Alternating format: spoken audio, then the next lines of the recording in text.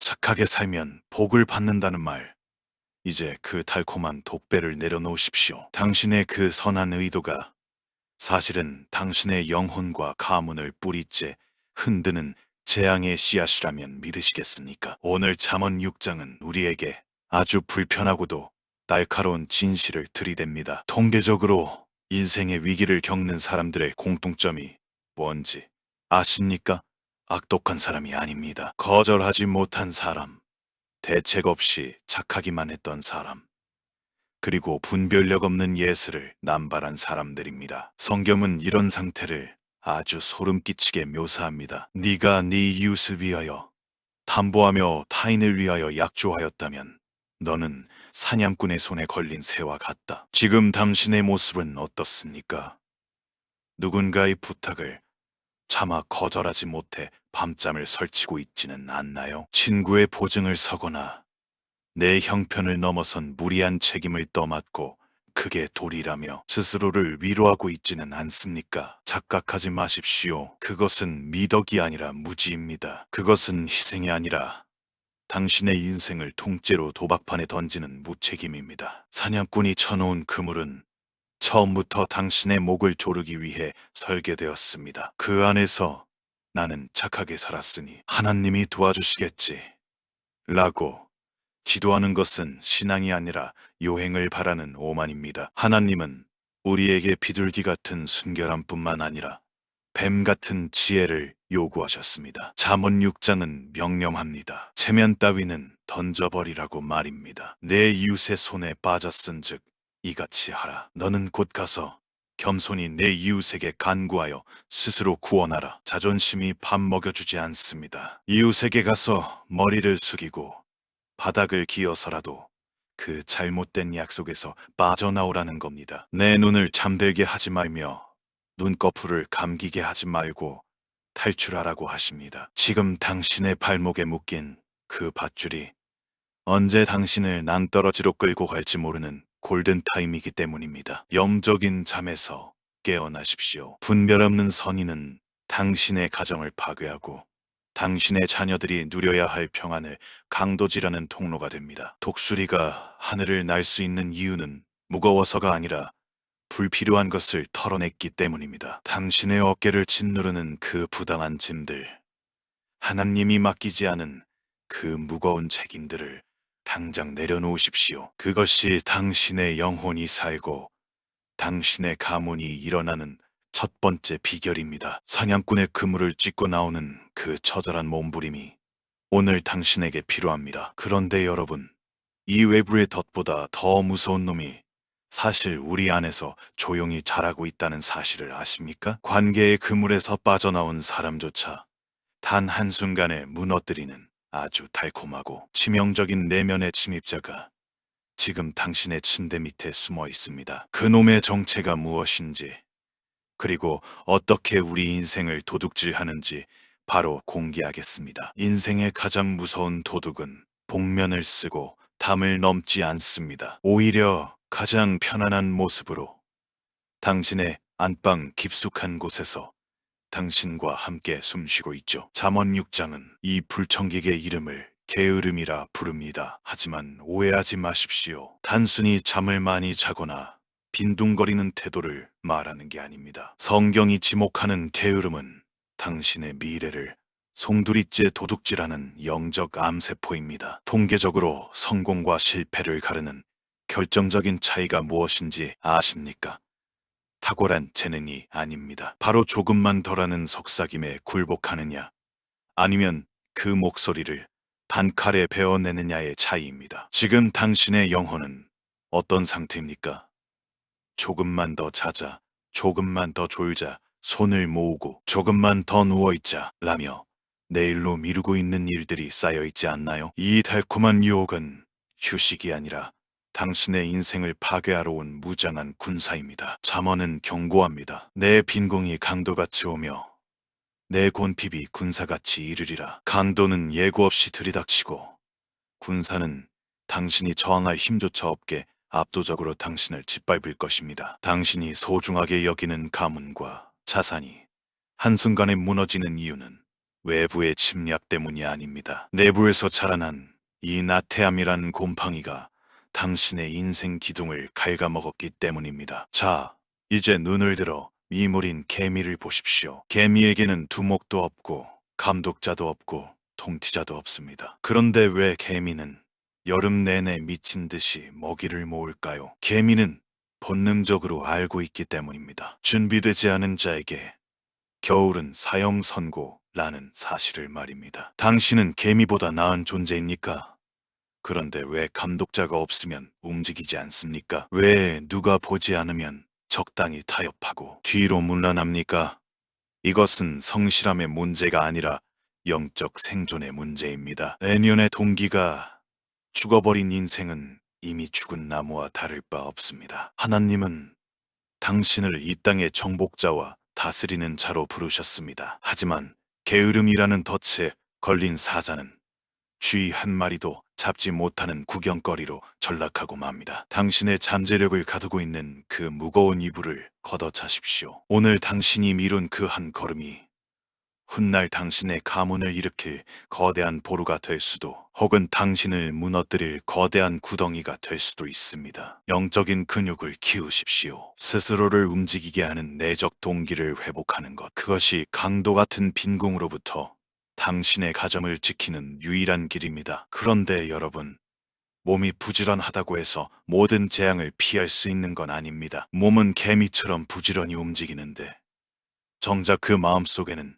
하나님이 차마 눈뜨고 보지 못할 악성 코드가 심겨있는 사람들이 있습니다. 부지런히 움직일수록 오히려 지옥으로 더 빨리 달려가는 사람들, 그들이 품고 있는 7가지 치명적인 독소는 무엇일까요? 이 비밀을 알지 못하면 당신의 모든 노력은 결국 허사가 될 것입니다. 성실하게 사는데도 인생이 자꾸 꼬이는 기분이 드십니까? 개미처럼 부지런히 움직이는데 왜 내 영혼은 자꾸만 메말라가고 주변엔 사람이 떠나가는지 의문이 드시나요? 그렇다면 당신의 인생 시스템에 악성 코드가 심겨 있는 것은 아닌지 점검해야 합니다. 잠언 6장은 하나님이 단순히 싫어하시는 수준을 넘어 차마 눈뜨고 보지 못할 만큼 가증히 여기시는 7가지 목록을 나열합니다. 이것은 도덕적인 훈계가 아닙니다. 당신의 인생을 밑바닥부터 무너뜨리는 치명적인 바이러스에 대한 경고입니다. 이 7가지 코드가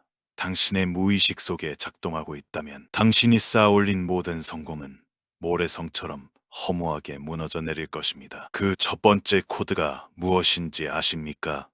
바로 교만한 눈입니다. 나도 모르게 남을 깔보고 내 판단만이 옳다고 믿는 그 오만한 시선이 당신의 영적 눈을 가립니다. 그 다음은 거짓된 혀와 무죄한 자의 피를 흘리는 손입니다. 내 이익을 위해 타인을 짓밟고 진실을 왜곡하는 순간 당신의 영혼은 빛을 잃고 어둠에 잠식됩니다. 더욱 무서운 것은 악한 계교를 꾀하는 마음과 악으로 달려가는 빠른 발입니다. 죄를 짓는데 주저함이 없고 오히려 그 속도가 빨라지고 있다면 당신의 인생 제어 장치는 이미 고장난 상태입니다. 마지막으로 거짓 증인과 형제 사이를 이간하는 자는 공동체의 평화를 파괴하는 암적인 존재입니다. 여러분, 이 7가지 독소의 공통점이 무엇인지 보이십니까?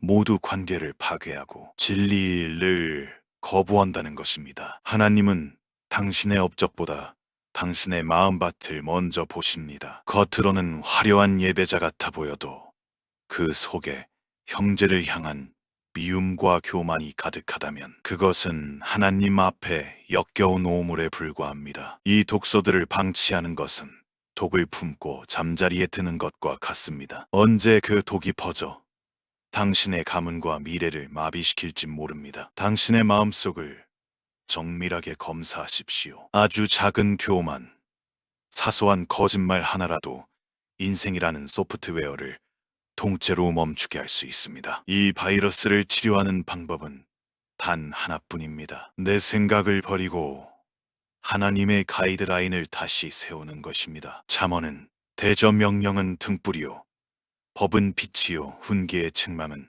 곧 생명의 길이라고 선포합니다. 내 마음대로 운전하던 핸들을 내려놓고 하나님의 말씀이라는 내비게이션에 당신의 인생을 맡기십시오. 그 훈계가 때로는 아프고 자존심 상할 수 있습니다. 하지만 그 아픔은 당신을 죽이려는 통증이 아니라 당신의 영혼을 살리려는 수술의 과정입니다. 그런데 말입니다. 이 모든 악성 코드를 제거하고 말씀의 길로 들어선 이들에게도 인생을 통째로 불태워버릴 수 있는 마지막 유혹이 기다리고 있습니다. 아무리 거룩한 척해도 인간이라면 결코 피해가기 어려운 가장 원초적이고 파괴적인 불장난이 당신의 발등 밑에서 이글거리고 있습니다. 이 불꽃을 제압하지 못하면 당신이 지켜온 모든 명예는 한순간에 재가 될 것입니다. 그 치명적인 유혹의 실체는 무엇일까요? 당신은 지금 불을 품고도 옷이 타지 않기를 바라는 도박을 하고 있지는 않습니까? 잠언 6장의 후반부는 우리 인생을 통째로 집어삼킬 수 있는 가장 뜨겁고도 파괴적인 불꽃, 바로 음행과 유혹에 대해 침묵하지 않습니다. 이것은 단순히 도덕적인 결벽증을 말하는 게 아닙니다. 당신이 평생을 걸어 쌓아온 명예, 재산, 그리고 가장 소중한 가정을 단 한순간에 잿더미로 만들 수 있는 영적 방화 사건에 대한 경고입니다. 성경은 묻습니다. 사람이 불을 품에 품고야 어찌 그의 옷이 타지 아니하겠으며 사람이 숯불을 밟고야 어찌 그의 발이 되지 아니하겠느냐. 이 질문 앞에 당당할 수 있는 사람은 아무도 없습니다. 세상은 말합니다. 한 번쯤은 괜찮아. 아무도 모를 거야.